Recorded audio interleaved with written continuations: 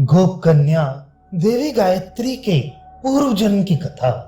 श्री दत्तात्रेय जी कहते ही, हे परशुराम, तत्पश्चात ब्रह्मा ने देवी को बार बार स्तुति और प्रणाम कर कहा, हे महेश्वरी, मैं सर्वात्म भाव से पूर्णतया आपकी आज्ञा में स्थित हूँ। आपकी आज्ञा के बिना कौन व्यक्ति क्या कुछ भी करने में समर्थ है। मैं आपको कुछ कहना चाहता हूँ। हे माता, आप कृपा करके सुनिए।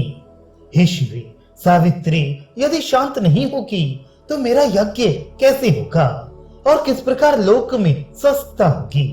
प्राचीन काल में इसी महादेवी ने क्रोध के कारण मुझे श्राप दिया कि अकाम्य भार्या की कामना कर, यज्ञ कार्य का संपादन कर। इस प्रकार अब यह जो हीन जाति की स्त्री मेरी पत्नी के रूप में है, उस विषय में ऋषिगण और वेदवेत्ता गण से मैं निंदित कैसे हूँ। इसलिए हे श्री महामहिषी, आप प्रसन्न हो और मेरे लिए सब प्रकार मंगल का मार्ग प्रशस्त करें। इस प्रकार लोक के सर्जक ब्रह्मा के द्वारा प्रार्थित हो श्री परा त्रिपुरेश्वरी ने कहा, हे देवगण और देवियों, तुम लोग मेरा वचन आदर पूर्वक सुनो।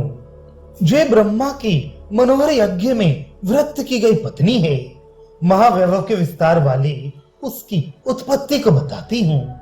प्राचीन काल में कौशिक नाम का लोक में प्रसिद्ध ब्राह्मणों में अग्रणी, तपस्या और विद्या में उदार आशय वाले हर्यक्ष नामक विप्र ने लोक पूजित सुपार्श नामक पर्वत पर तपस्या की।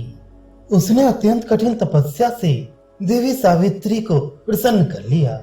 संतुष्ट सावित्री ने उसे दर्शन दिए और कहा, हे ब्राह्मण, तेरी अत्यंत उग्र तपस्या से मैं प्रसन्न हूँ। तू वर मांग, मैं तेरा अभीष्ट सिद्ध करूंगी। तेरे लिए मुझे कुछ भी न देने योग्य अदेय नहीं है। तू क्या इंद्र का पद या चंद्रत्व अथवा धनेश की पदवी चाहता है? तूने तप के प्रभाव से जो ब्रह्मलोक से चर सृष्टि तक स्थित है, वह सब जीत लिया है। सावित्री का वचन सुनकर हर्यक्ष प्रणाम कर हाथ जोड़े, फिर जो कुछ बोला उसे, हे ब्रह्मा आदि प्रमुख देवगण, तुम लोग सुनो। हे देवी, ना तो मैं इंद्र का पद, न चंद्रलोक का अधिपतित्व और न धनेश की पदवी का वर मांगता हूँ। गत काल में मैं अपने आश्रम में एक बार तपस्या में लीन था। वहां कोई ग्वालिन गायों के समूह को चराती हुई वहां आई। उसके सौंदर्य के आकर्षण से मैं काम बाण से पीड़ित हो मोहित हुआ। उसके पीछे गया। मैंने बारंबार उससे प्रार्थना की, तब भी उसने मेरा अनुरोध नहीं माना। तब मैंने बलात् बाहुपाश में ले विलाप करती हुई उस गोप बधू को अपने श्रेष्ठ आश्रम में लाकर अत्याधिक काम पीड़ित हो उसके साथ मैथुन भाव कर लिया। अनंतर ऋषि श्री नारद जी वहां आ गए। बल संपन्न मेरे द्वारा उस गोप बधू को आक्रांत देख, इसे छोड़, इस प्रकार मुझसे रुष्ट हुए देव ऋषि ने कहा, मूढ़ात्मा, मैंने काम वासना के वशीभूत हो रति क्रीड़ा में रत उसे नहीं छोड़ा।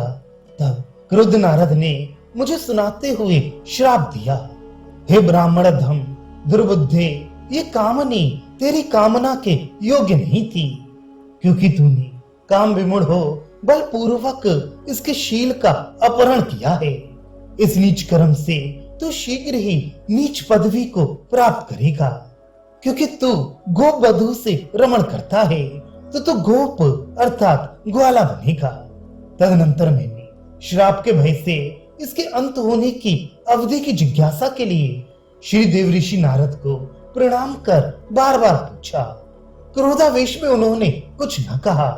फिर विशेष बल देकर प्रार्थना करने पर वह बोली, सावित्री, संतुष्ट की जाने पर वह तुम्हें श्राप से छुटकारा दिलाएगी। तू महादेवी की उपासना कर। ये कहकर वह अदृश्य हो गए। इसलिए हे महेश्वरी, मैं आपकी उपासना करता हूँ।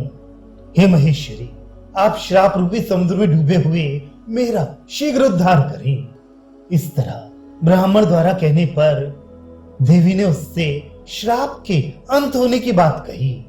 हे हर्यक्ष, मेरी बात सुन, तेरे श्राप के समाप्त होने की अवधि बताती हूँ। गोप की जातियों योनियों में तेरा जन्म होगा।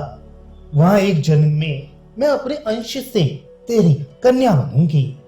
अनंतर श्रेष्ठ वर को प्राप्त कर नारायण रूप अपने पुत्र को पाकर तू परम पद को प्राप्त करेगा। इस प्रकार कहकर देवी अंतर्धान हो गई। वही ये उस देवी के अंश से उत्पन्न तेरे श्राप से अयोनिज है। ये सर्वथा श्रेष्ठ है, सभी के द्वारा उपासता है, छंदों की जननी गायत्री है, जो सब प्रकार की स्तुति करने वाले गायंतम त्रात्य को त्राण रक्षा करती है। ये वेद सार रूप वाली ब्रह्म विद्या की प्रसिद्धि प्राप्त करेगी। हे सावित्री, वश से देख, तू अपने अंश से उत्पन्न इसे श्राप के कारण जान नहीं पाई। तू ही ये गायत्री हो गई है। इस प्रकार भगवती त्रिपुरा के वचन सुनकर सावित्री ने गायत्री को अपने आत्म स्वरूप के समान समझकर उसे अपना ही प्रतिबिंब समझा। श्री देवी की कृपा से श्राप से खोई हुई स्मृति को प्राप्त कर अत्यंत संतुष्ट हो, पूर्वत स्वस्थ हो, सावित्री ने शांत स्वरूप धारण कर लिया। अनंतर त्रिपुरा महादेवी ने ब्रह्मा प्रमुख देवगण को कहा, यह गायत्री मेरे से उत्पन्न है, मेरी वाणी रूपा है, इसलिए परा है। इस वर्णमयी को सभी ब्राह्मण, क्षत्रिय और वैश्यगण फिर उसी के प्रभाव से द्विज संज्ञा को प्राप्त हों।